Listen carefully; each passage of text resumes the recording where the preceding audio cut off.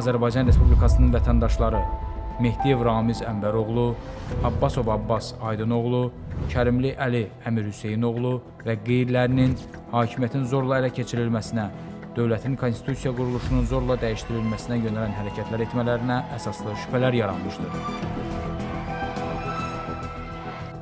Cinayət işi üzrə təqsirləndirilən şəxslərə elan edilmiş ittihama əsasən, xarici ölkənin xüsusi xidmət orqanları tərəfindən Azərbaycandakı siyasi proseslərə müdaxilə etmək məqsədi ilə yaradılaraq 4 iyul 2012-ci ildə xarici ölkədə Rusiya-Azərbaycan Təşkilatları İttifaqı adı altında qeydiyyatdan keçirilmiş və Milyarderlər İttifaqı adlandırılan təşkilatın həm təsisçiləri və rəhbərləri olmuş Abbasov Abbas Aydınoğlu və İbrahimbəyev Rüstəm Məmməd İbrahimoğlu, eləcə də Mehdiyev Ramiz Ənvəroğlu, Azərbaycan Xalq Cəbhəsi Partiyasının sədri Kərimli Əli Əmir Hüseynoğlu, partiyanın üzvləri Qəhrəmanlı Fuad Əlioğlu, Zaidov Qənimət Səlimoğlu və qeyriləri dövlət hakimiyyətinin zorla ələ keçirilməsi, dövlətin mövcud konstitusiya quruluşunun zorla dəyişdirilməsi barədə sövdələşmişlər.